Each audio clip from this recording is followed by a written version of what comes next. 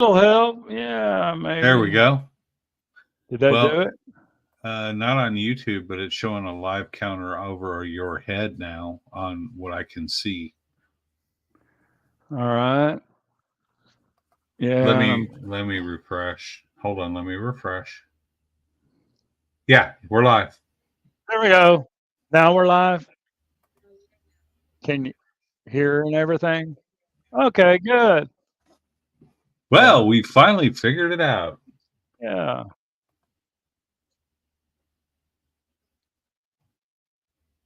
yeah.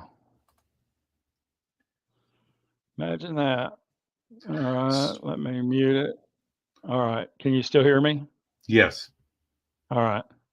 That's what it was. Yeah, you have to edit out your um, stuff on YouTube so you're not hearing your voice back. Uh-huh. There we go. All right. I Well, think now we can get started. finally. Once, once again, what we saw on the last one, we always start this with coffee. That's right. Cheers. Always start with coffee. Yeah.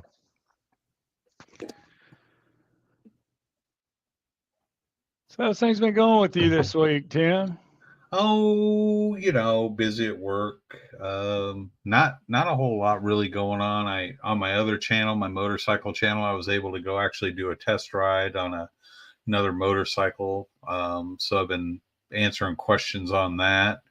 Um, Beyond that, not really a whole heck of a lot. We've had some. We're getting our house basically rebuilt from the ground up, and so basically we've had a little bit of a pause. We're waiting on one of the flooring guys to come in when he's done with some jobs so that he can begin with our main bathroom, and we're having tile and everything put all throughout the house. And let me ask you something. Have you guys had an issue with I have uh issues.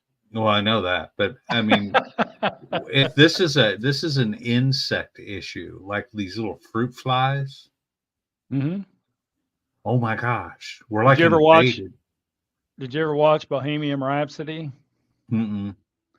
It was funny. You know, the story of Queen and all that stuff. That's what that guy's dad used to always tell him. You know how you can tell your life is out of control? How fruit flies. Yeah.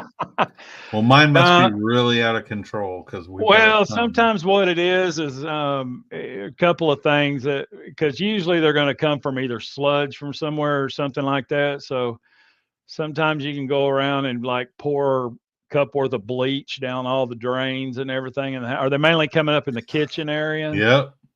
Could be from the garbage disposal or maybe that P trap or something underneath. You Okay. can either try putting enzymes in there. You know, if you've went through and there's no food that's kind of Right. rotting or anything up there, sometimes they're fungus gnats or things that'll come up kind of from the drains and stuff in there. So you can try, you know, if you want to get an enzyme cleaner, you can. I figure bleach is going down there from the laundry stuff anyway. So sometimes you can pour a glass or two of bleach down each Mm. of them. Sometimes that's good to do down all of them just to keep any kind of water bugs, anything from coming up the sewers. I'll do that down all the drains in the house. So Well, anyway, if you see me doing this number, it's because I've got one or two of them in here, and they like to dive bomb me. But anyway, yeah, they've been yeah, and they get out here too in the country. We get those in here every once in a while. So that okay, mosquitoes trying to suck all of our blood out. right, right. Yeah. So as everybody can tell too from these lives between this one and the last one, I tried to quit vaping, and you can see how effective I was. And Yeah, I'm supporting him. yeah, my wife has been off of it for like God a month and a half now, man. She did good. She just set it down. She Yeah, didn't quit. She stopped vaping, but you know that's the difference. there See, is a I tried to difference quit, there, I couldn't. Yeah, so she just got kind of tired of it. right? That's I think the key to being able to quit anything is you just got to really be sick of it. If you're not, it makes it 10 times more difficult. Yeah. So I hear all the time. I know you've gotten it too, and with our background and having done work together in the church ministries and everything, you hear all the time people with questions about God. Mm-hmm. That's why me and Tim decided to do this. Is God real? And people all throughout time, even in Jesus's time, if you read in the Bible, people were saying, "Hey, how do we know? Give us a sign.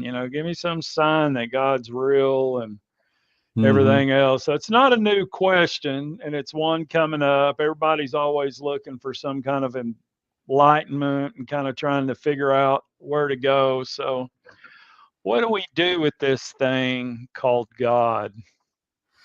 I don't know. In this day and age, I mean, it almost feels like you have to pick a side now. You either are on the side of science and technology, and that becomes your God, or you are, on the Christian side of. And the thing that's more disturbing to me, I'm going to take these off because I'm getting way too much glare.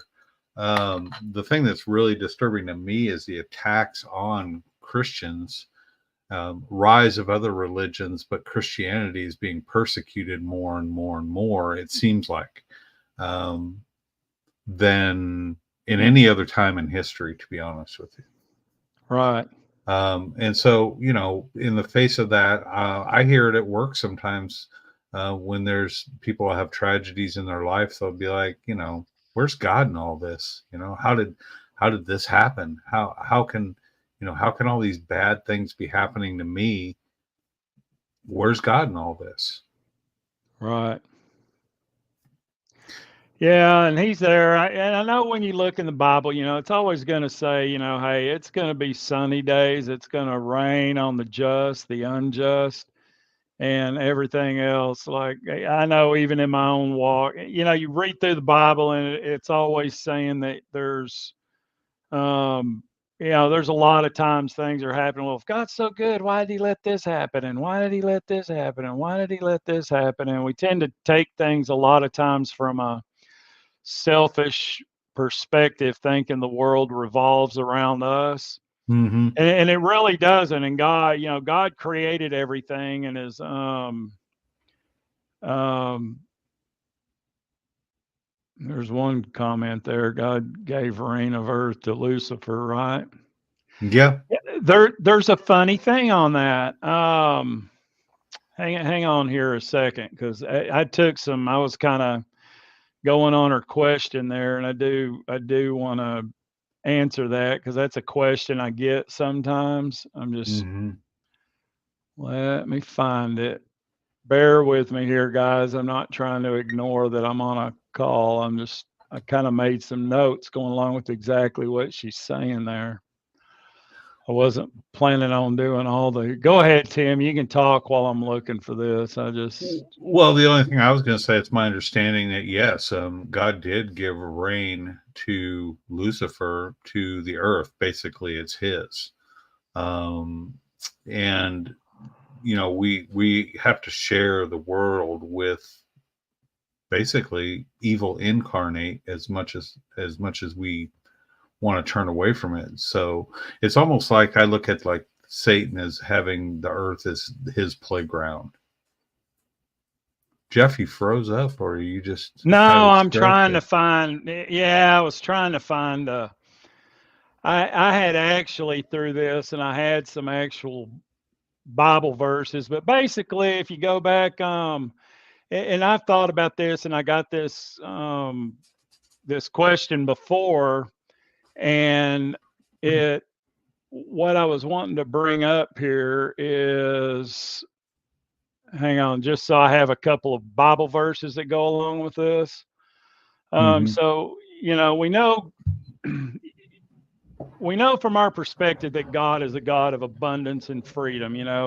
Sometimes people think that he's this guy just trying to hold you back, and God's, and it even tells you if you look in Genesis 1:28, even back in the beginning when he created it, God blessed them and said to them, and this is Genesis 1:28. God tells us that God blessed them and said to them, be fruitful, increase in number, fill in the earth and subdue it, rule over. So check this out, rule over the fish in the sea, the birds in the sky, and over every living creature that moves on the ground. So in that thing, we know when we see that he put us in charge of dominion over everything in the very beginning, put man in it. Right. Now, Satan, when you look at him, is a bringer of wages, slavery, lack, or death. So God's a God of abundance, of freedom. He wanted to create this paradise. When he created the Garden of Eden, he wanted man to rule over it and do it. Now, when you look at Satan, that fallen angel, the things attributed to Satan are slavery, lack, death, wages, things you earn, things you do that.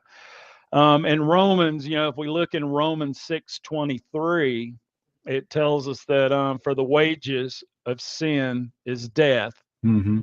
But the gift of God is eternal life. So God's all about abundance and gifts and everything else. And usually with Satan, it has to do with wages of sin is death. It's things you earn from choosing him. So part of the wages is what you get from that, So when in the Garden of Eden, God had said to Adam and Eve, of all these trees you can eat, you can freely eat of all these trees except for one, right? So when he tells them that in Genesis 2:16, the only reason I'm looking at my notes is I put some of the Bible verses in them that it says, and the Lord God commanded the man, you're free to eat of any tree in the garden, but you must not eat of the tree of knowledge of good and evil, for when you eat from it, you'll certainly die. Now, Satan came along and used that one thing to tempt Eve, right? By changing the words and getting her attention off her abundance and her focus on the one thing she didn't have. Right. So when she's in Genesis 3, the serpent, it says the serpent was more crafty than any of the wild animals that God had made. He said to the woman, did God really say you must not eat from any tree in the garden? So Satan used subtlety and changed what God said. So Satan changed what God said by adding the word not and removing the word freely. In other words, God said you may freely eat of anything except for that one tree. And Satan said, did God not really say? So he added the word not, removed the word freely. You may not eat of any tree in the garden. Did God not really say you cannot eat of any tree in the garden? So by changing words, and the point in this is that he used that, Satan changed what God said. And why did Satan do that? I'm getting to a point on this thing because he understands that words are not a communication tool. They're a window in which we view the world. Right. See what I'm saying? So when you change what you say, you change what you see. Good See what point. I mean? The reason I say that is because there's a whole thing with the media and with the outcast and with the culture of society trying to change how you see things. And I want everybody to know right up front that, it's not like I'm judgmental of all these people, but, we got to get back to calling things what God called them, when what God calls things in the Bible is what they are and how God views them, and we go changing all the words and the culture and the media and the appropriation and what's good, right, and not right, and everything else to say. And we get away from calling things what God calls them, and we call them what feels better for us. Well, and even at the risk of upsetting some folks and stuff like that, with the culture the way it is now, with these pronouns and with everything, and with a boy can actually be a girl and a girl can actually be a boy, and all those things. I heard somebody say it, and I can't remember who it was, but I mean, you don't see livestock going, "Oh, I'm going to go out on a Friday night. I better put some lipstick on." You know what I mean? In other Right. words, male is male and female is female. So I guess my question is, aren't we kind of playing God by saying that he made a mistake, and that, you know, we're actually, and this is very, very controversial, but, aren't we actually kind of saying we're God by saying that God made a mistake, made me a man, made my wife a woman, what have you? Isn't that kind of turning away from God's plan for the way things are supposed to be? Right. I mean, Yeah. No, I know it's controversial, and I'm not trying to get your YouTube channel in trouble or anything like that. So, not no, Timmy. Tim is saying that, but I'm just saying it's just an example, a glaring example to me in modern times of how Loretta, some animals, yes, some animals are happy, Loretta. I will say that. My dog is yeah. very happy all the time. But the thing is that it's just another example of, we seem to know better than what Scripture says. We seem to know better than what God's plan is. And for whatever reason, we want to change things according to the way man sees things, or woman sees things, as opposed to the way things naturally are. Right. And I think that that's a glaring, but where did we end up with all that? Let's say that, So, we can do all those changes. Where do we end up as God's children when we're doing things like that? well, and I think one of the things are going back before I was a believer. I remember when I was first reading the Bible and first seeking and first trying to figure that out. One of the things that led me to that, as I started kind of reading the Bible and studying it and reading other works that were out there, is Mm-hmm. you start finding out that one of the things that I realize is, man, this isn't a book of fairy tales. This is a book of the very history of Israel and being shaped by the fingers of God. This is about a land. When you read the Bible, it's not just all hunky dory and blah, blah, blah, blah, blah. I mean, he talks about, people within families marry. He talks about the good, the bad, the ugly. And that's one of the things I always liked about the Bible, is when you read it, sometimes when you're first reading, especially some of the first books of the Bible, you start going, man, these are screwed up people. Mm-hmm. When they were traveling and going into Egypt and going, hey, now granted, they really were family related at the time, but instead of telling them you're my wife, tell them you're my sister. That way they'll bless me when we come in here, instead of, some of the things he did that now we'd be going, dude, why would you be doing that? You're setting your Right. wife up for failure and stuff. So, Right. but But what you're saying, though, is that the people in the Bible were not perfect. They were real. They were just as human as humans are today. They were flawed. yeah, and They made I think you got to be intentional on calling things, because beyond all the fluff that we live in, beyond all the fake news or all the media, I mean, sorry,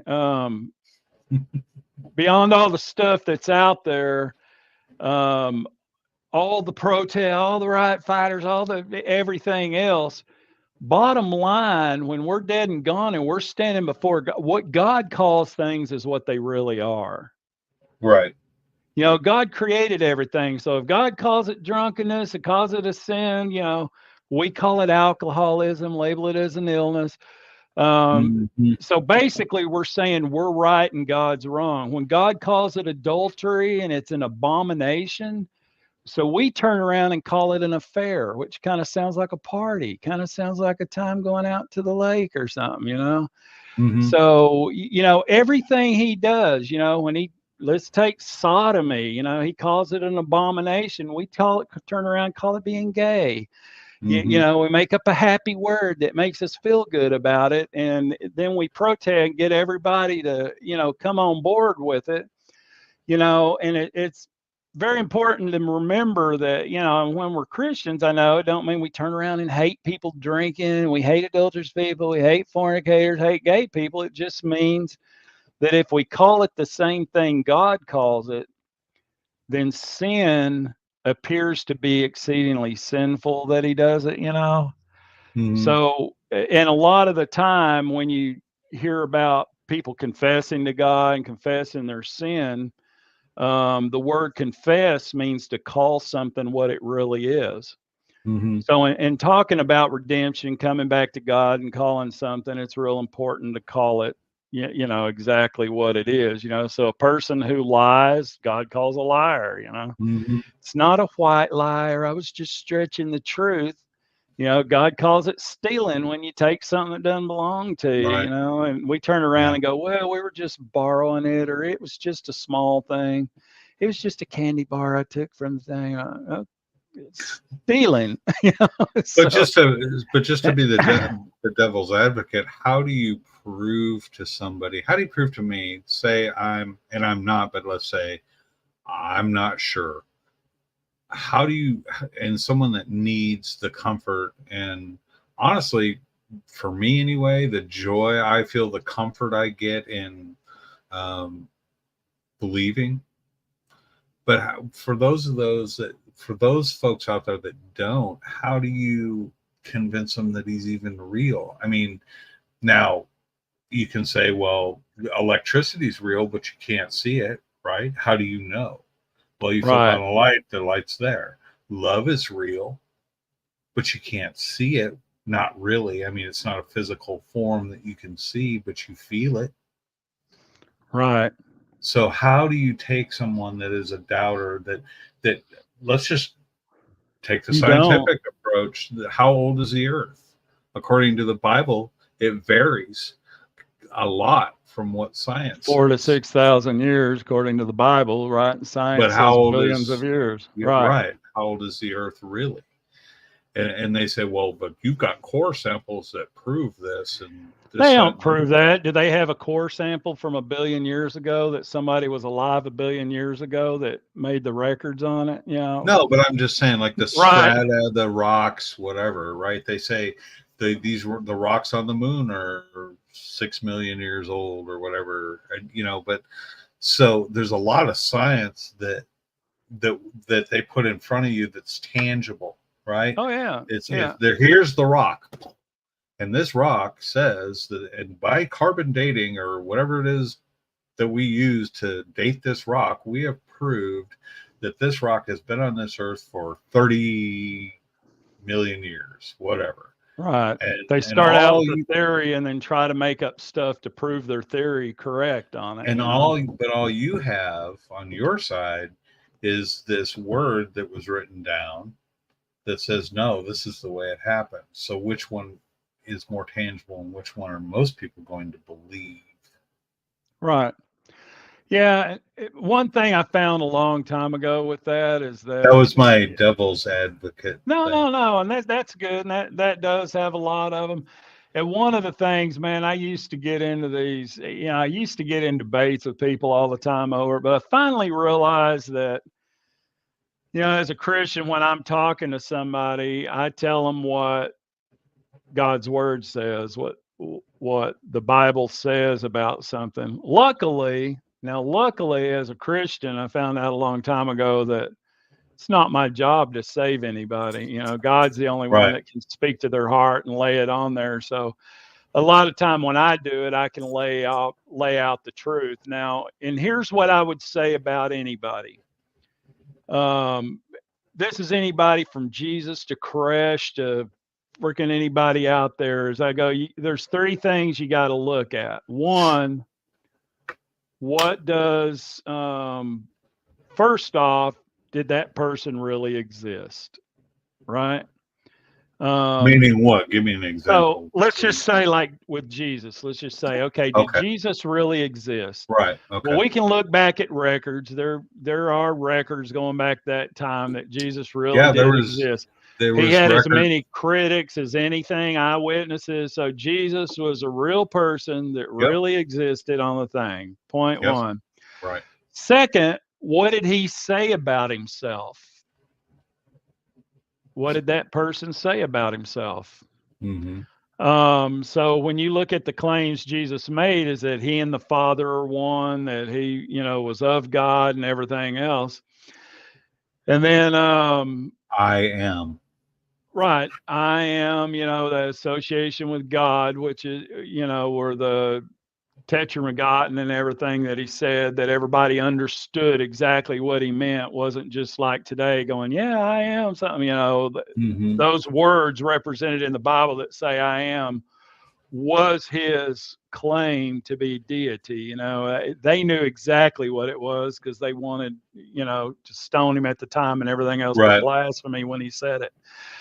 So whenever you take that, you have to come up with one of three conclusions when you do that. That, all right, this guy is either a liar, a lunatic, or a madman.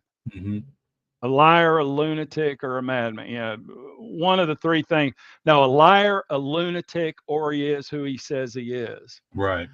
Right. So taken into the context, and you have to look at the things that he did that fell in line with what he does. So when you look, Well, let's hello, say, Judith. Judith just hello, joined us. Judith. Hi. Welcome to the stream. Go ahead, Yeah. Jeff.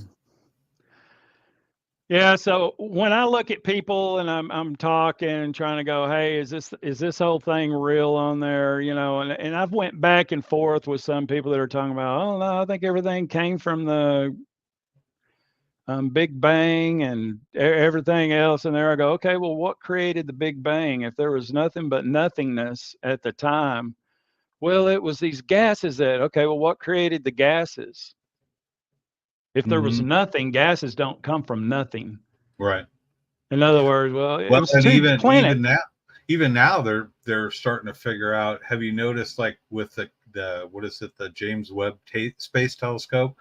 Now they've looked so far back in all their ideas about the Big Bang. They saw there was already creation there back when, according to all of the scientific models, there shouldn't have been everything. There was a fully formed galaxy way back in time.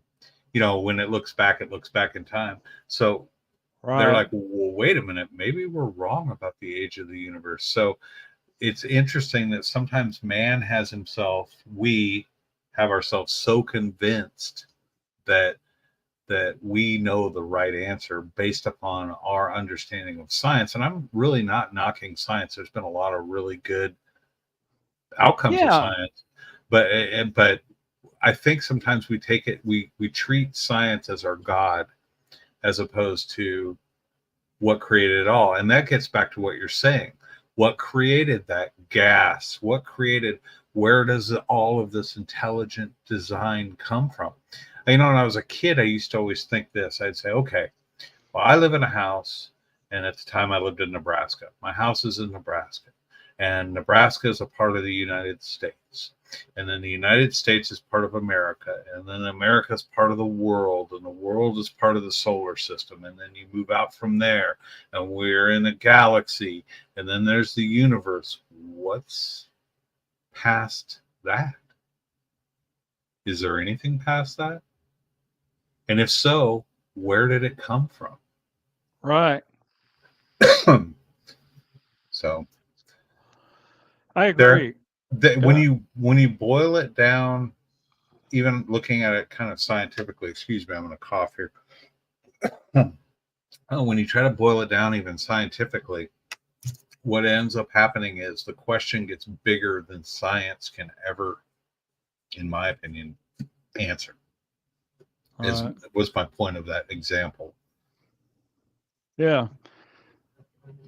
One time guy was telling me, hey, there are no absolutes. I said, are you absolutely sure? Right. Another bumper sticker. Yeah, another That's bumper sticker. Me and and Tim's gonna start. We're gonna start a bumper sticker bit. What was the other one you said? Today is the first day of the rest of your life. today is actually the very first day of the rest of your life. Put that on a bumper sticker, you'll sell a million of them. And that's copyrighted, by the way. You can't steal that from me. I'm just kidding. Yeah. But we can steal it. Sure, go ahead. So, the person that's really seeking the truth and stuff like that, or actually the Christians now that say this world, I said it before. I think I said it on the last live. We've got all this stuff going on with Israel. We've got the war all over the place. You got Ukraine, if you can say that here on YouTube. You've got the pandemic that happened. You've got AI coming. You've got everybody talking about throwing nukes at us. You've got all this stuff in the world that's going on, this craziness, the election, whether you're for Harris or for Trump, you've got all these people on the end of the world's coming and all this stuff. But what's going on? We're crazy. And the Christians are just not the only people I know that are not surprised by anything. They're just like, it's Tuesday. We expect what's happening because we know how it's going to end. It's not going to be pretty the way it ends, but we know how it ends, and there's a hope and a belief that, and a promise that if we follow God's word and we follow God's rules and his commandments and things like that, that we are going to be okay. It's those that are really freaked, and those are the Christian people. Those are the folks like us that really believe we know where we're going. We're not really scared of death because we know that Jesus Christ, what does it say in the Bible? Something about the sting of death has been removed by Christ's resurrection. So we know these things, and we have a firm belief in that. The rest of the world wants to persecute those that feel this way, and I don't understand that. And number two is we're the only ones that aren't really too worried about. I mean, yes, we stay concerned, protect your family, watch out for your loved ones, your friends, do the best you can, but don't change your values and the way that what God's plan is going to be. And don't freak out. But everybody else that has that, does not have that faith, is freaked out right now. There's a lot of people really scared. So how do you take someone like that and give them that comfort and give them that?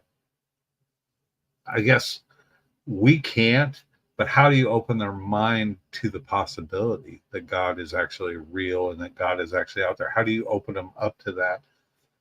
I would suggest, number one, stay away from the news. Stay away from the media. Stay away from what we're being force-fed, at least here in America, and I know it's probably worldwide. Stay away from your politics, honestly. Yes, vote. Get out there and vote your conscience. I'm not telling you how to vote, but it's important to get out there and vote, right? And be a part of the process. Make your word count, or make your wishes known. But stay away from all of this media and all this. But most people do not do that. I mean, most people right now that are watching this program are plugged into this program because they're watching anything that'll take their mind off of their troubles or anything that might be going on in the world. You know what I mean? I'm probably going a little too far with that, but I'm just saying. No, that's absolutely right. I mean, unfortunately, in the media, it used to be, just the facts and, trying to always dig for the truth and different stories and stuff. But lately, they're not. You got, the media, most of the outlet, they're either going to lean far left, lean right, and they're doing everything and pushing every story to have people in fear and promote the people they want to promote up. So it's not just the facts anymore. Media is used to push an agenda anymore. And it's the agenda that the station, media outlet itself is wanting to push. You get on Fox 4, it's gonna, even it's starting to not be as conservative, but it's still got a slightly conservative lean. And you look at 5, 8, you look at those other channels, and they tend to lean more left. So everything you hear on it is going to be pushing the agenda of the side that they're wanting to push the information on.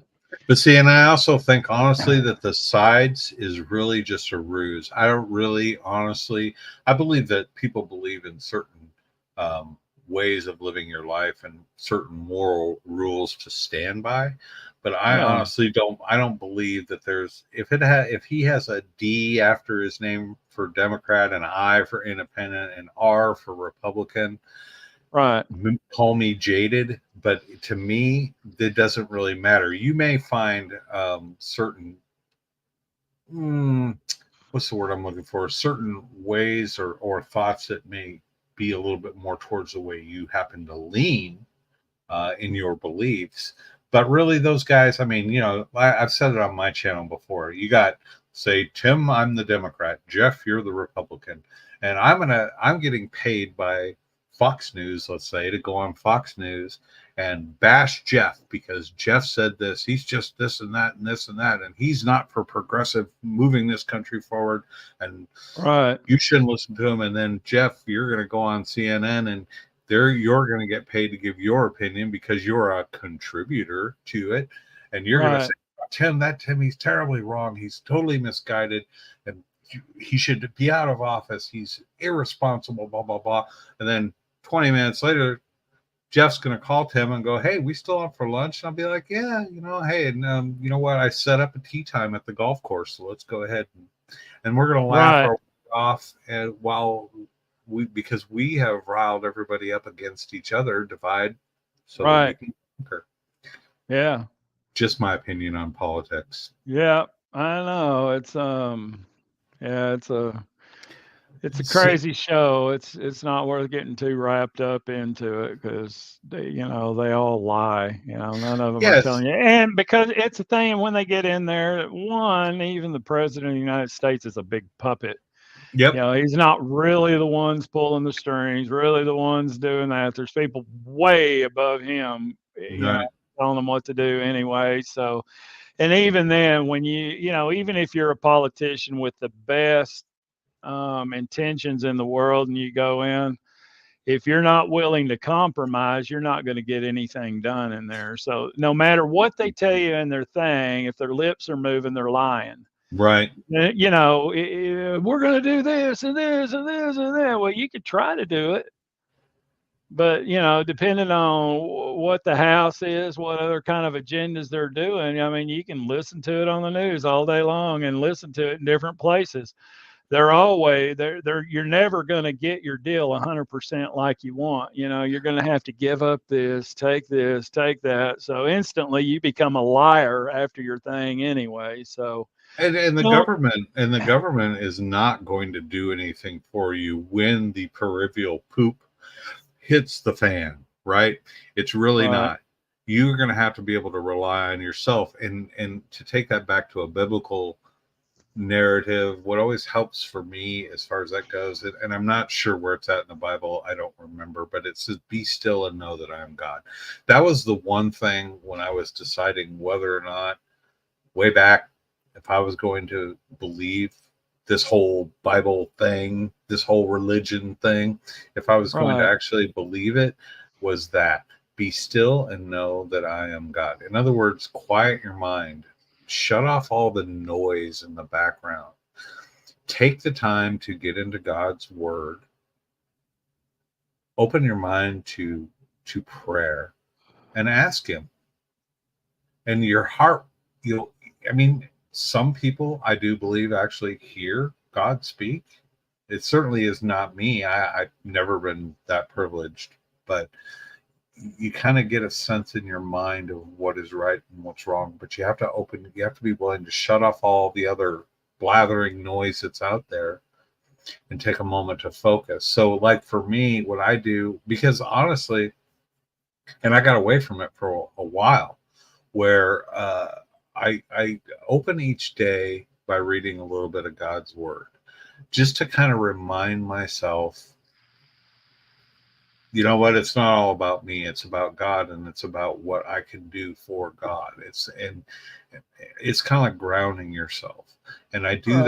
I do that every day. But I get up at 4:30 in the morning, I leave for work by 5:30 in the morning. And sometimes, I don't do it before my first cup of coffee or whatever, but before I actually really start my work day, I have read God's word, and I have allowed God to remind me that I am not this great individual, as far as like I'm all powerful and I decide my own destiny and all that. I have reminded myself to be still, be thankful for, even when bad things are happening, I'm still thankful. When good things are happening, of course I'm thankful. Um, but I shut off the noise, and I get into his word and I'm not saying that you have to, read 10 books of the Bible before you get up in the morning. I'm just saying, for me, it's going back to some of my favorite parts of the Bible, some of my favorite stories of the Bible, some of King David. I go a lot to Samuel. I go a lot to the stories of how Israel was came out of Egypt. What do you call that, Jeff? The Exodus. Exodus. Yeah, the Exodus. I Yeah. like a lot of those stories because those people really had to rely on faith, and they couldn't rely on themselves. They had to rely on what God was providing them, and really live on a promise for 40 years Right. in the wilderness, in the desert. It just helps me realize that if you're patient and that you take the time to listen, to really listen, God will speak to you. You may, like I said, you may not hear Right. it audibly, but you'll hear it in your heart, or you'll get a feeling. At least for me, it's always a feeling.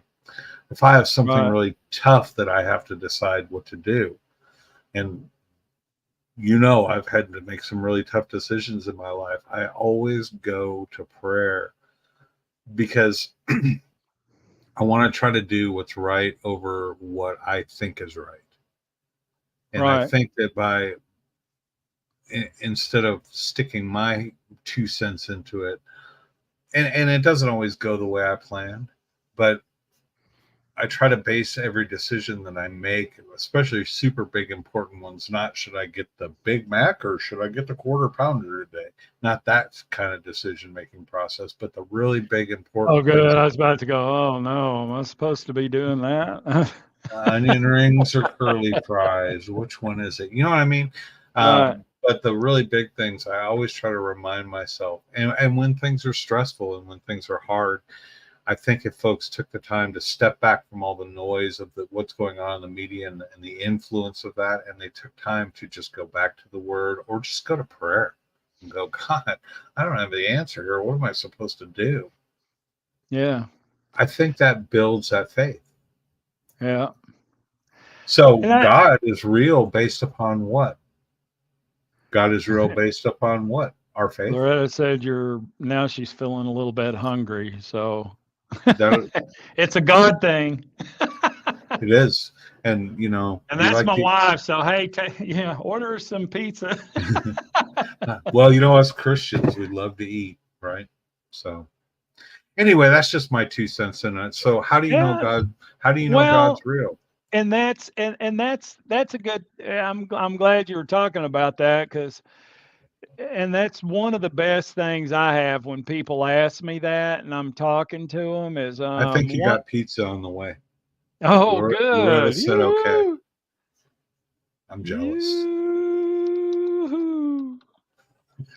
Maybe we can get some virtual pizza for on here too. I'll have to figure out how to do it.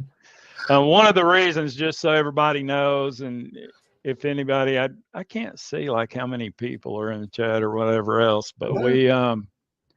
I see the chats coming down here, but I can't tell who's in it or who's Anyway, we are working on getting OBS where we can kind of follow some of these. Oh, 3 people. Is that what it? Oh, okay, cool. Yeah, me, you, and Loretta. No, I don't know. All It right. doesn't matter. It doesn't matter. Hopefully, my hope is that Oh, Loretta did regardless, find a virtual pizza. Oh, she put 3 virtual pizzas. awesome. Good Awesome. job, honey. What kind is it? That's what I need to know. Yeah. You'll get a real one. Anyway, yeah. So, You're angling. just like you were saying in reading, and when people haven't, I'm talking to somebody who hadn't really had the opportunity to read. It says faith comes by hearing, and hearing from the Word of God.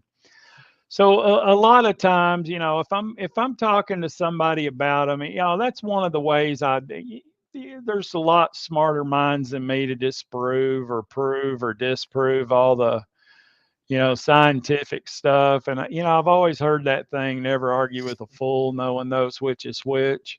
Right. So, I have some kind of things where if they got to talk about, well, how you explain the Big Bang and how you explain that? Well, what was there before that? What caused the Big Bang? Okay, well, where did that come from? Where did that Right. come from? Where did that Right. come from? That's In other what words, that there is something that had to be created for even that to happen. Even if it was 2 asteroids banging together, if it was a right. star in play, where'd the star come from? Right. Oh, Where did okay.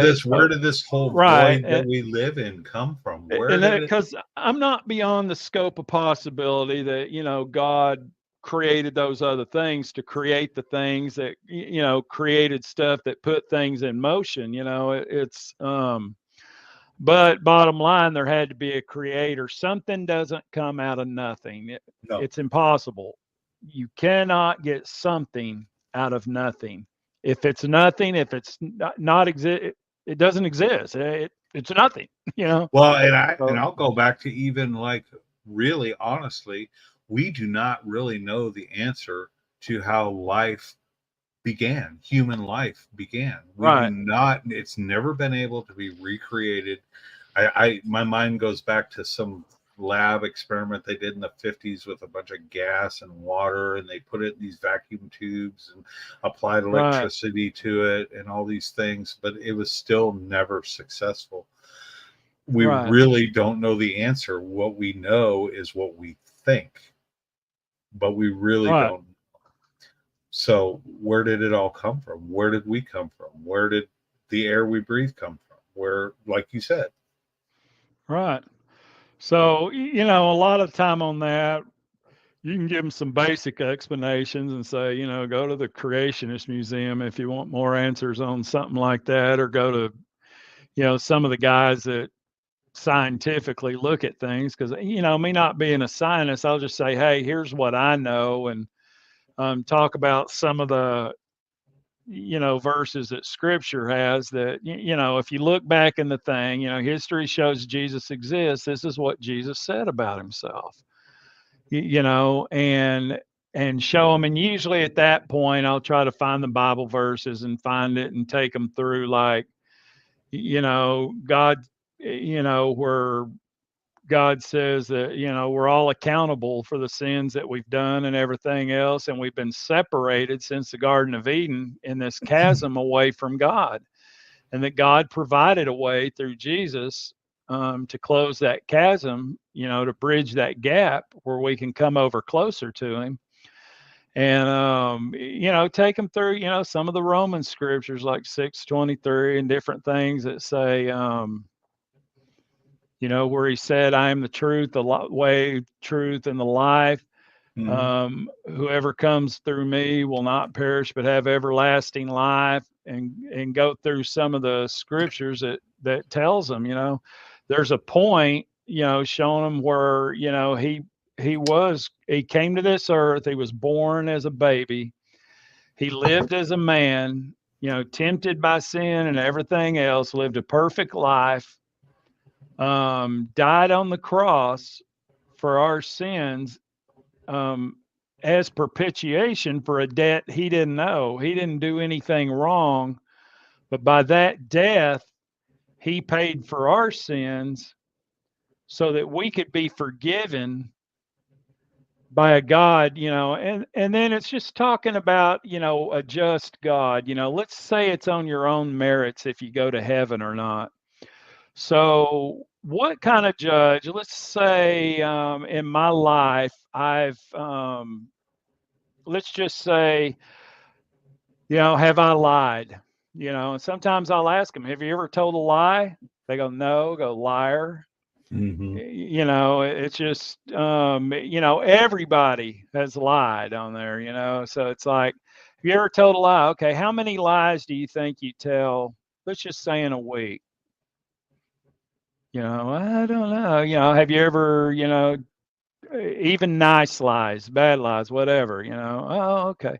Well, have you ever taken something that didn't belong to you? Let's say anything from an office, a paper clip you picked up, a pen or something, put it in your thing or, Right. okay. Let's say you did one of those a year. All right. All right. Let's just say one a year and you're doing dang good if you only did one a year stole. All right. That's 70 accounts of stealing.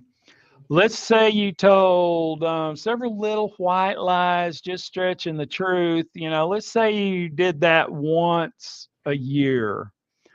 All right. So now you've got 70 counts of lies because there's no such thing as a white lie. God calls it a lie or calls it not a lie. So now you got 70 counts of lies, 70 counts of telling, of whatever else I just said, lying and the other stuff. So, let's just say, after 70 years or something, you die and go to heaven just for those two things. Forget if there's adultery, forget if there's all the other, rest of the commandments God gave. But let's say you're standing before a judge and you have 140 counts of stuff wrong against you. It's Hmm. playing on a thing you can't deny, and you're sitting there in front of a judge. What just judge, if it comes down to your own merit, would let you through with 140 proven guilty accounts Right. against you? There's not one.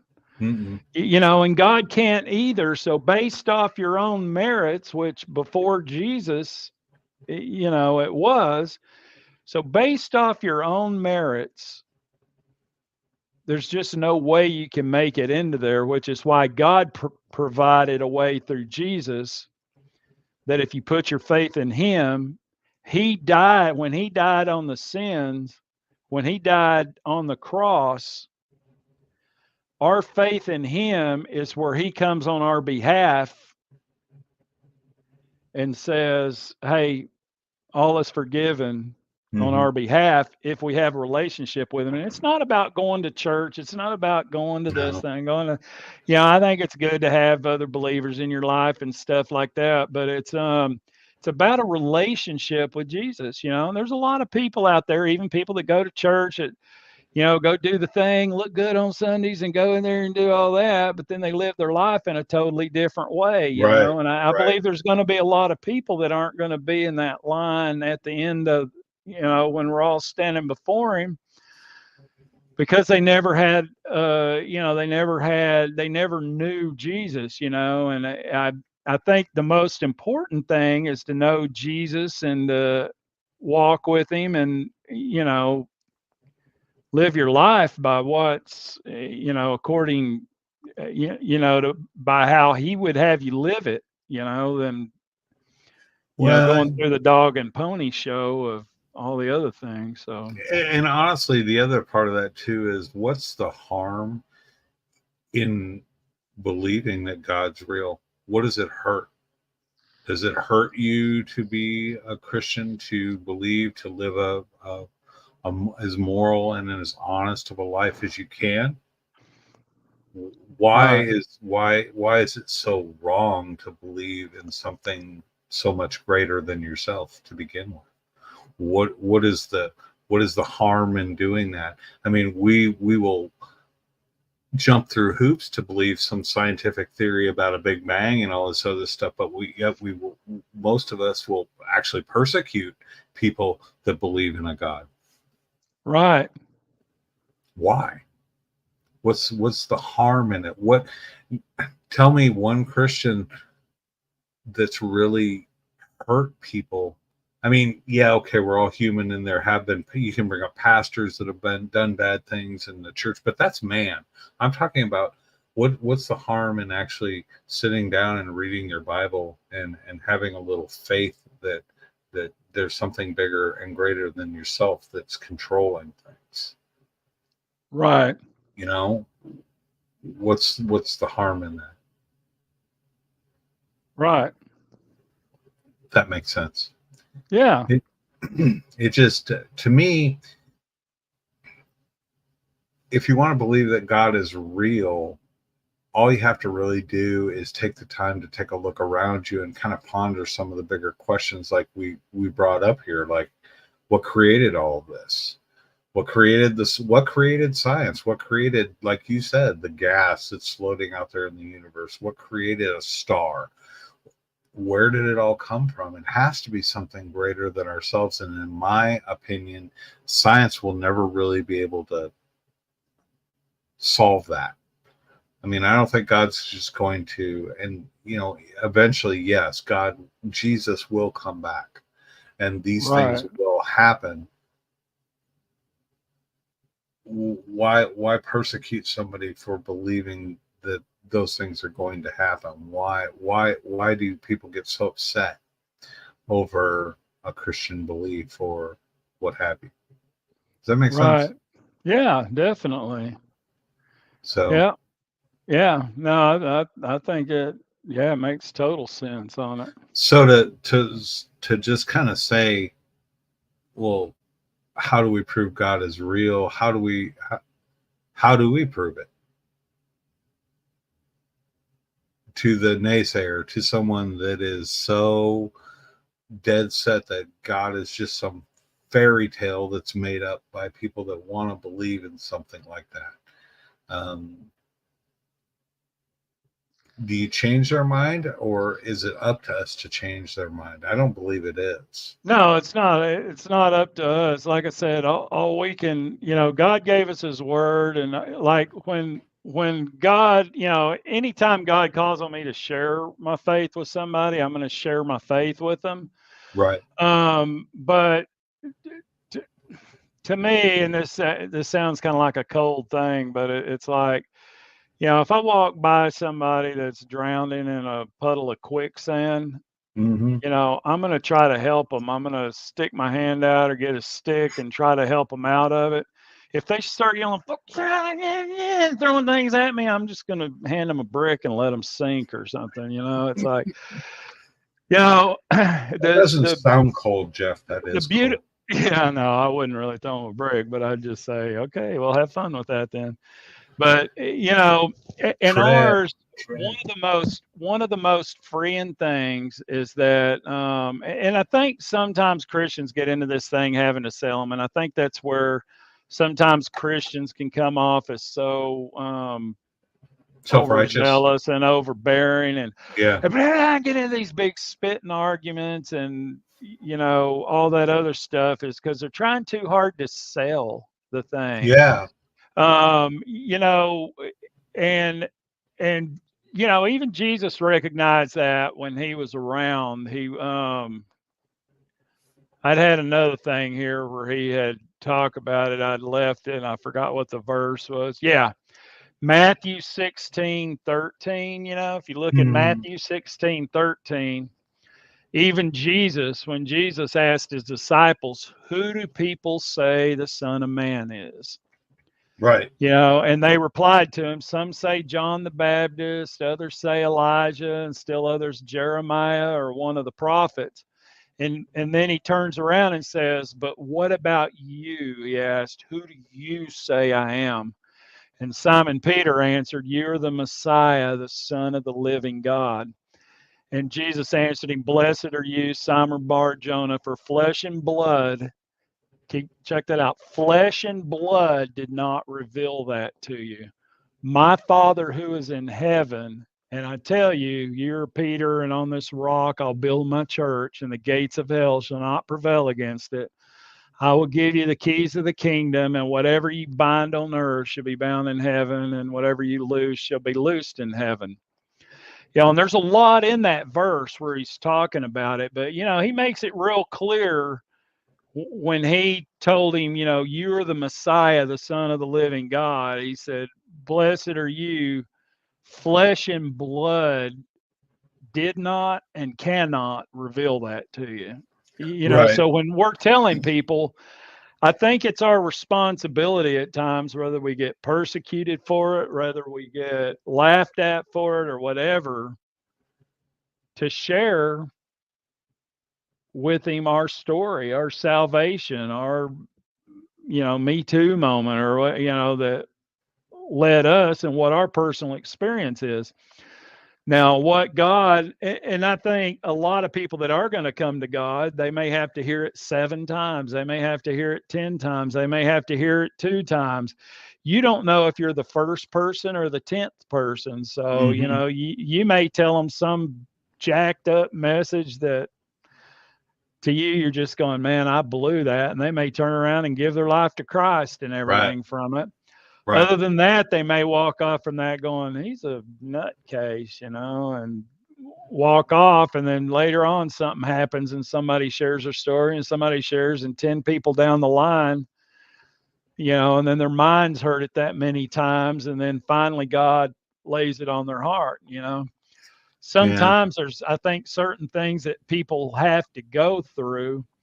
Like, with me, it's been invaluable. Like, my old, and I had preachers since I was a little kid, different times in Bible schools, and different people trying to share with me. And I still went through my time of going through drugs, going through all the different trials and tribulations and all the different hell that I went through on that. But on the other side of it, when you do give your life, you also become a testimony that can help other people in different situations. Mm-hmm. So it's important to share, but I think we want to be real careful not to go over the edge of, you're not selling a Toyota. Right. This is not sponsored by Toyota, by the way. We're not sponsored by anybody. It's not. Any references are just my opinion and not that of the. Well, we're not on a station or nothing. Not that of YouTube. Yeah, not that of YouTube. This is just these are our opinions, not not the opinion of YouTube or Google or whoever as a company, right? However, if somebody did want to put together a paid sponsorship, we're not opposed to that either. So just let us know. Yeah, that's right. I like Toyota, But yeah, I mean, your point's well taken, I think, in that it's not our responsibility to actually convince or decide, help somebody say, okay, yeah, you're right, it's real. But we try to live as Christians as an example to show people that by living the Christian life, that not everything is peaches and roses and hunky-dory or whatever, but Christians always had something like a little spark in them that I was missing before I became a Christian myself. And it's like, if you want that too, because everybody's walk is going to be a little bit different. And by walk, that's church speak, I guess. But everybody's experience with how they come to God is really going to be between them and God. And some people will come to it very easily. Some people will come to it, then walk away from it, then come back again. Everybody's experience throughout life is going to be different, and it's not up to us to sell God to them. It's really up to them to make up their own minds, and it's between them and God whether or not it sticks, I guess is the word I want to use. But it's only our responsibility to live by as close as we can, and we're not perfect by any stretch of the imagination. We're going to make mistakes, but it's only up to us to let them know, well, this is what gets me through the day. Just like I shared with you and however many people are watching, that I get through my day by going to the Word every morning. And it's not for a real Right. long time, but it's just that gentle little reminder that helps me get through the day. Yeah. And those things are so important. It takes us out of that noise that I discussed earlier a little bit and gives us, yeah, you're going to get back into the noise. You're going to hear the noise. You're going to have bosses. You're going to have your job. You're going to have your life. Things are going to happen. But it's a little bit of faith. Be still for just a minute, just for that 5 minutes while you're sitting Yeah. outside of work going, oh, at least for me, I'm going, oh gosh, another 10-hour day. How am I going to? I got a head cold. I wish I was home right now. I could have gotten another couple hours of sleep. I hate leaving this. Oh, I had a disagreement with my wife and she's upset with me and I'm worried about this and that. Step outside of that for just a minute and take a little bit of time, a little bit of meditation, and just know that there's something that is bigger out there. And I'm smiling a little bit because I just kind of know it always makes me go, wow, okay. Yeah. It's not, there's something a lot bigger than me out there. And no matter what I have to go through, I'm smiling because I know I'm not going through it alone, even though sometimes it may feel like, some of the trials and tribulations in my life that I have to go through. I'm not by myself. There's a plan for everything, and that taking just that little bit of time out of every day helps me to Right. get through the day, even though it won't be perfect, even Right. though I may not like everything, because God knows there's a lot of stuff that I have to put up with that I don't like, but I'm not by myself. I'm not Right. alone. I'm not alone. Not really. And Right. that comfort that you can get from that, and you can, I guess, if you're not ready to call it God, you could call it whatever you want. You could call it your meditation. You could, for the day, you could call it your, I don't know, your counsel with the spirits, whatever you want to call it, but take that time out and you'll hear, if you listen, you'll hear, Right. you'll Yeah, and hear I that think voice. reading his word, that's that's a good thought because reading his word and you get encouragement from the different stories in there because life's not always going to be perfect, and you don't Right. know. Good thing about the Bible is when you read these different things, there's some where people were being tested. There's some where there's different things, and that no matter what everybody's telling you at the time or whatever, you don't know if you're being tested, if you're being taken through something so that on the other end you can be an encouragement for somebody Right. else. Right. You don't know the whole game plan. So it's like being joyous, being, grateful for what God's doing in your life, no matter Yeah. what you're going through. And Just sometimes, taking the time to be grateful, even though things may be a crap sandwich right now.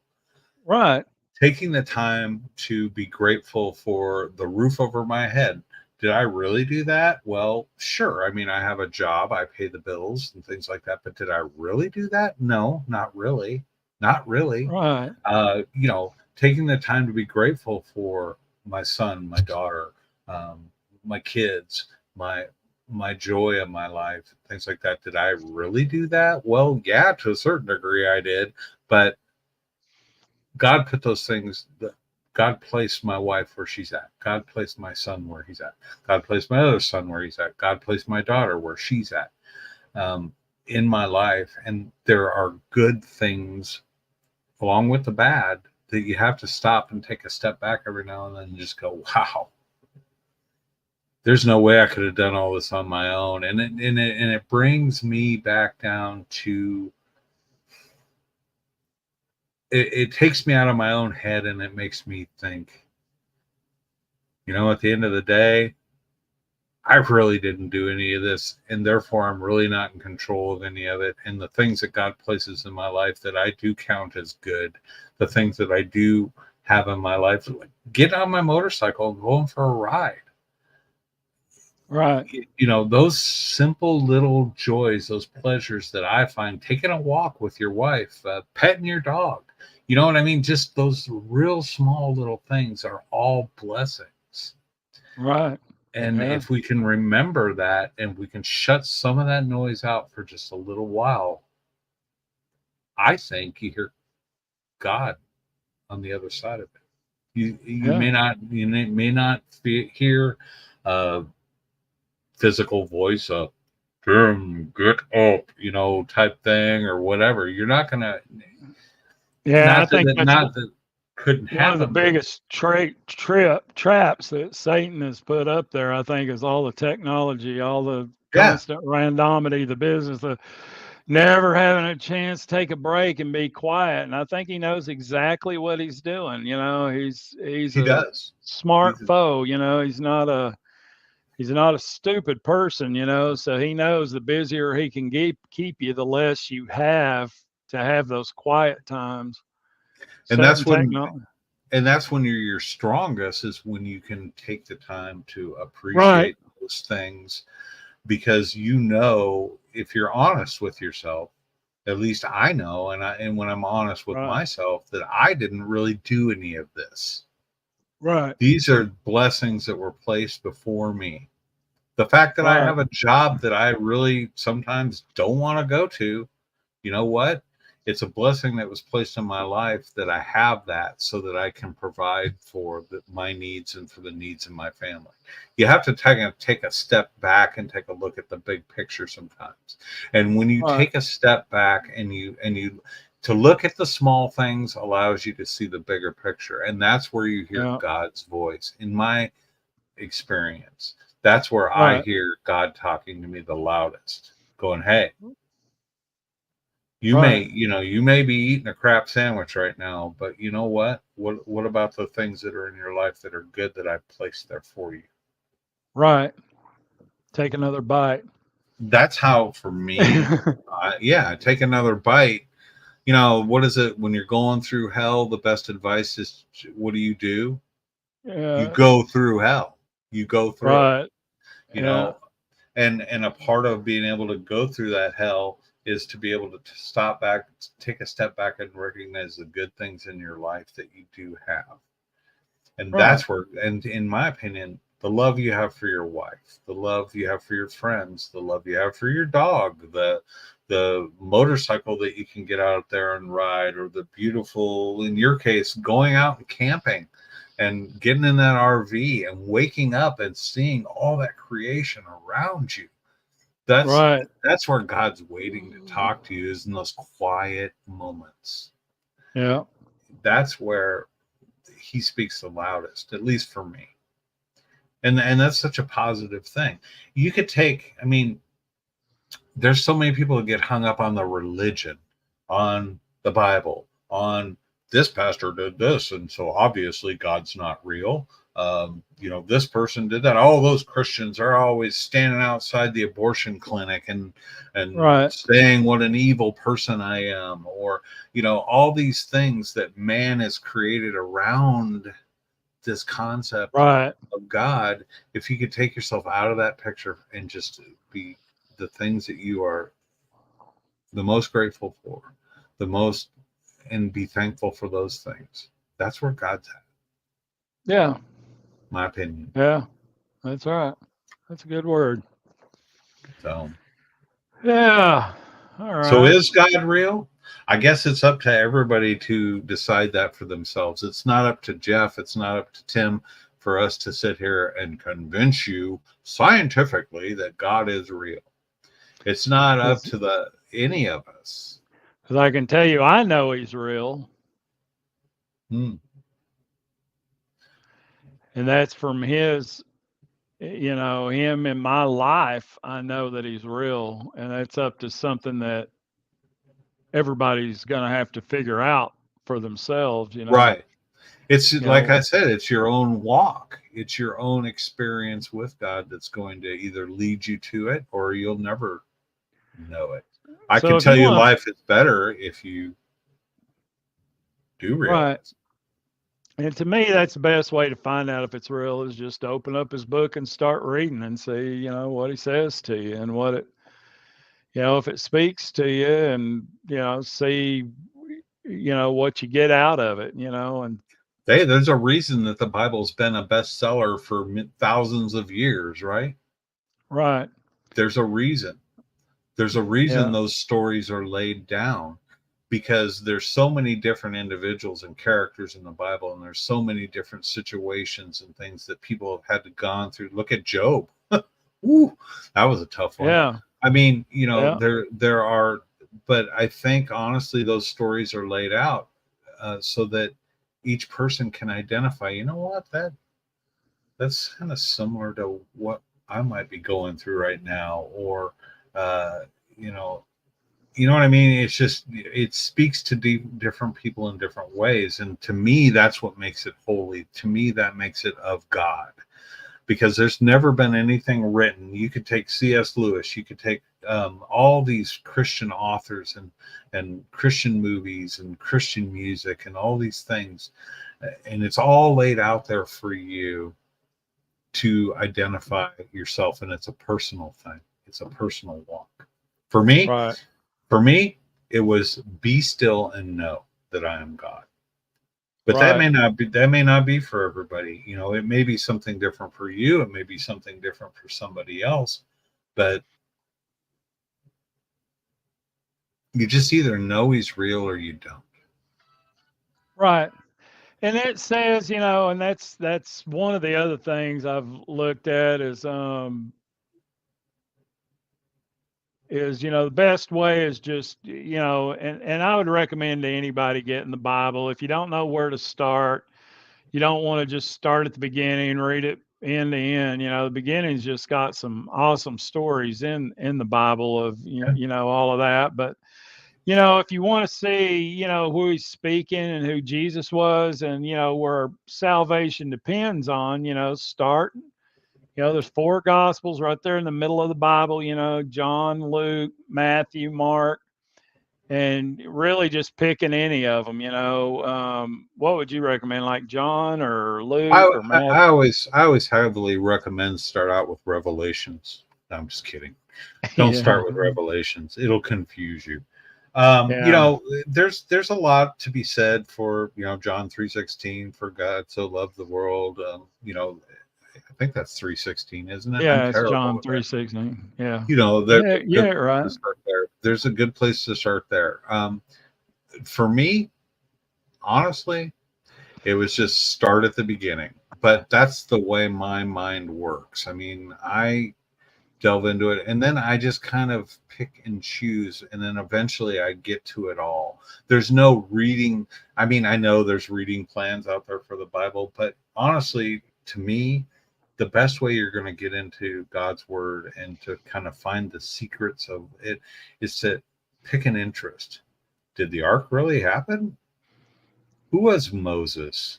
Who was Noah to begin with? I mean, just Right.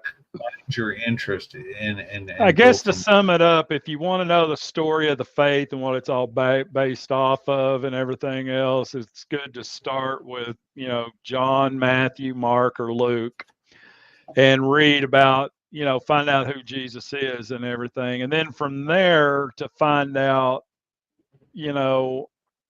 I think more about God and how he developed Israel and everything else is going back to the beginning and reading the story from creation on up.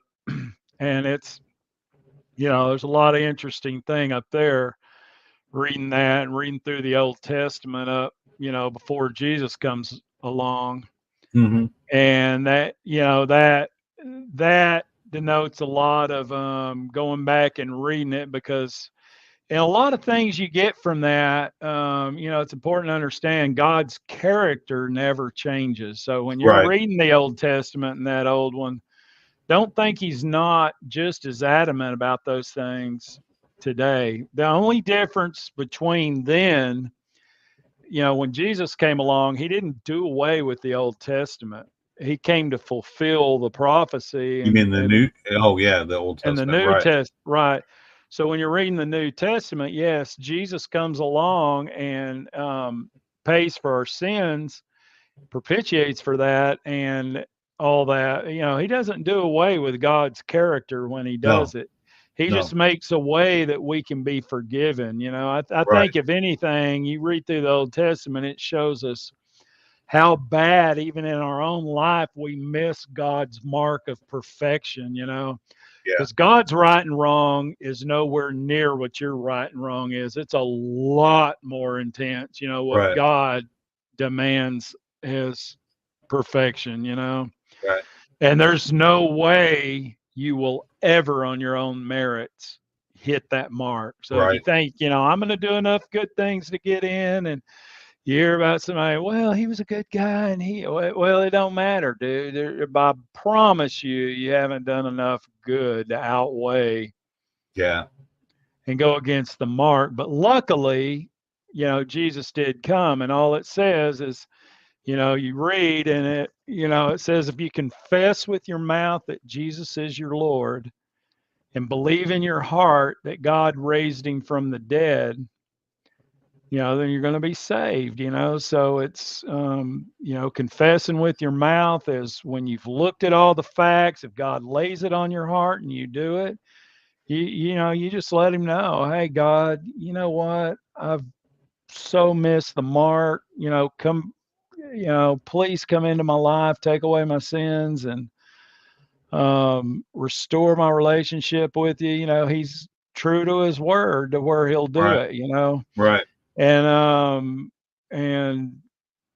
you just enter into that relationship with Jesus Christ, and that's what it's about. I think it's good to have a body of believers around. I think it's good to be with other like-minded people and everything I do. else, as long as you don't create yourself in such a bubble that you're not now communicating and sharing with other people. Right. I've seen that happen on the other end too, where that's all you do. I think it's important to let people know about him, but But as yeah, far as like but starting your own reading plan, there's definitely good Bible study plans out there, and there's good ways, like you were saying, there's good places to start with it. But honestly, I first of all, get a Bible that you can easily understand. Okay. And uh, based upon now, there's some people that prefer the King James version over the NIV and or the New Living version. There's easier reading plans and there's harder reading plans, and so get a Bible that is easy for you to, that speaks to you. I guess it's easy, so yeah. it's not so complicated. And if you um want to read it the King James style, I would say get like a new King James version, because at least they've got it a little more understandable, but right, along with the same terminology. Sometimes it can get kind of confusing reading the regular King James unless you're like 400 years old and understand right, Old English yeah, real well. yeah, But it's still just as good. It's just you don't want to be struggling with kind of the language of that. The New King James keeps the same precept of King James, but with a little bit newer language. So yeah. And take the Bible in little bites or large chunks. Take it in as you want. The important thing, more than anything else, is to start. yeah, There's no right or wrong. You have to read 5 books of the Bible within a certain amount of time. Will it help you to kind of create a plan for your life to start living a more godly life, a more Christian walk? Yes. But there's no fast rule that says you have to do X amount in this. And like what Jeff was saying too, and I'm a strong believer in this, find a group of believers that you can really trust and that you respect what they're saying. I mean, for me, it was the church that Jeff and I, well, Jeff was already a part of the church, but it had to be real for me, and that can take some time. But find a group of people that you really like to share some time with. Find a Bible study of people that you enjoy spending that time with. Yeah. And to ease into it that way. Yeah. If you've never done it before, Yeah. and just know that there's no Christian out there, me and Jeff included, are any way by any means perfect. We've all made mistakes. Oh, I'm not Um, perfect. no, I'm sorry, Jeff. No, Okay. sorry. I Yeah. know I shouldn't say that on YouTube, and Uh, I'm not perfect either. But um, hope my wife didn't hear that I'm not perfect on here. I know if my wife watches this later, she'll be like, "Yes." Yeah. So, and if you have questions, I mean, there's my channel, there's Jeff's channel. I mean, anything that we can answer for you. If we don't know the answer for it, we'll try to find it, or at least direct you in a path that we feel is helpful to get you there. Oh, you had to do the little scrolly thing, didn't you, Jeff? You're such a techno nerd, I That's the swear. name down at the bottom coming across at both of the names Channels. of our channel. Yeah. Yeah. So I mean, did we answer the question, is God real? And can we actually answer that question? I don't know. But we definitely, hopefully, gave you some food for thought. Yeah. All right, guys. Well, I guess that's enough for here. So, any last words before we? Now, just basically, your advice is real good advice in regards to where to start. And Yeah. my only thought I'd leave you with, guys, more than anything else, is don't get hung up on what society says about Christians. Don't get hung up on anything. My thing is, more than anything else, is just know that whatever walk you're going to have with God is going to be between you and God. It's not between you, God, what anybody else thinks. Okay, it's a private thing, and it's a beautiful thing. But the only word of advice I would say is, even if you're not ready to dig into the Bible just yet and really learn, take some time out of each day to just be grateful for the things that you have. Shut off all the political noise, shut off all the bad things that are happening in the world. And in my opinion, people telling you how to think by watching the news, or what's right and what's really wrong and all that. Take some time to just sit down. Well, stop and smell the roses, right? Yeah, and pray, Be, get by yourself and just say, "Hey, God, make yourself real." If you're out there, speak to my heart, let me know. And I honestly believe that God is faithful in that one area, is that if yes. you're reaching out for him, and that's one of the things I was doing when I was going through it, is I was saying, all right, God, I don't know what to think. If you're out there, if you're real, make it real to me. Let me know. And, that's, that's where with my own, and I started reading God made himself real, and then through, different events and everything else that would They're different happen. And people, and yeah, and he experience. he will, he is very, he is very faithful to come through Yeah, when you ask him. yeah, and if you're expecting, in my own experience, if you're expecting some big booming voice, I'm not saying that it couldn't happen, but it's basically introspection, and God will speak to you. And God will speak to you, Jimmy, Jimmy. Yeah, yeah, you know. So don't. I would say I'm pessimistic to expect some big booming voice, just from my own experience, because I've never heard it, but he speaks to me in different ways. So open your mind up a little bit to the fact that, it might be a whisper. yeah, it might not even be that. It might be through somebody that he brings into your life. It might Yeah. be, it's not going to be, a lot of people think, oh, well, if God was real, then he'd give me that job I really want. He would pull me out of this suffering. He would give me that extra money in my bank account. Well, There may be a reason he don't. yeah, it's probably a reason behind the fact that you didn't get that job, or you don't have those extra dollars in your bank account. Yeah, a good example. I've had times that, my car broke down or different things did Yeah, it. I'm sitting there just almost cursing, like, God dang it, I'm going to lose this job and I'm going to get blah, blah, blah, blah, blah, blah.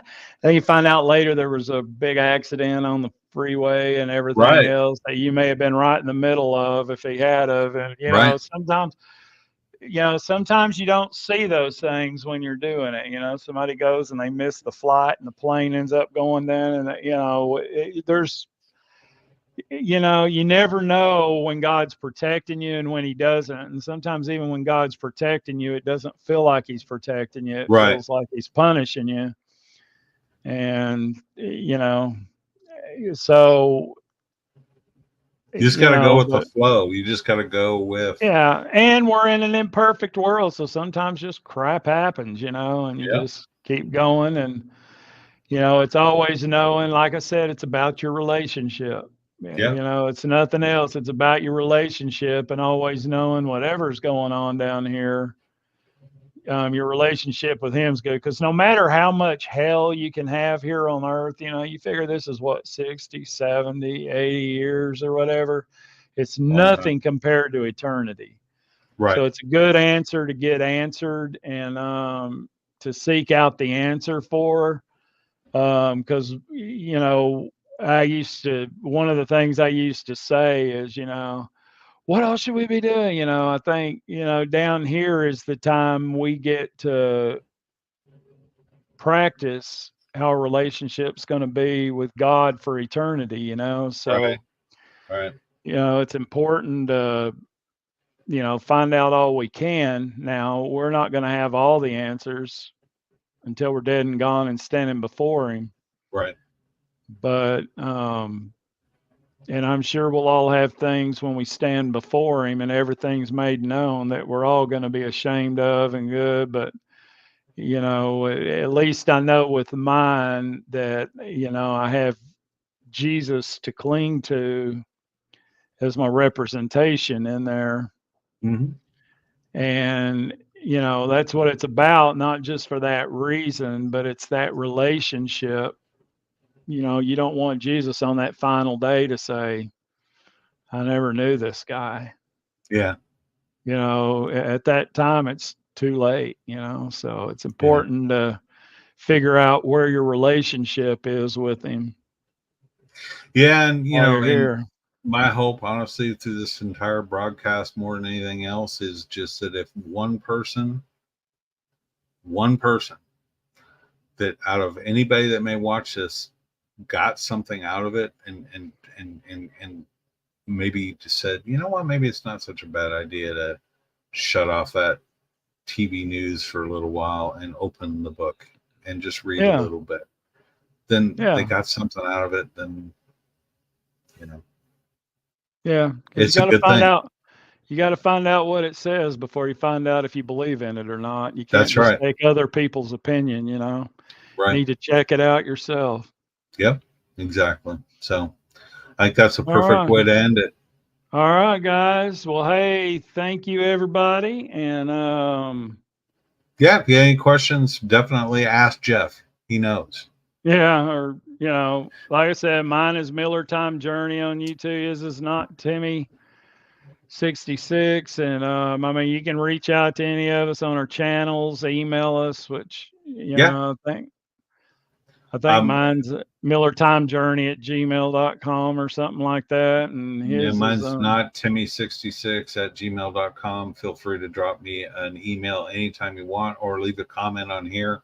I know we'll watch it, and definitely we'll do everything we can to try to answer whatever we can or lead you in a direction that, leads you to the tools or give you some tools that might help. Yeah. All right, guys, until next time, thank you guys. Also, if you want to send us any comments on any interesting topics you guys would be interested in, send those along too. Yeah, Other, we're more than willing to discuss just about, as you've probably seen, we're not professionals and we don't even play one on YouTube, but anything that you guys want to talk about, any suggestions for the program, feel free to definitely drop us a line and let us know. all right. Well, thank you guys, and we'll see you on Yeah. the next video. Yeah, we'll see you next time, guys. Everybody take care.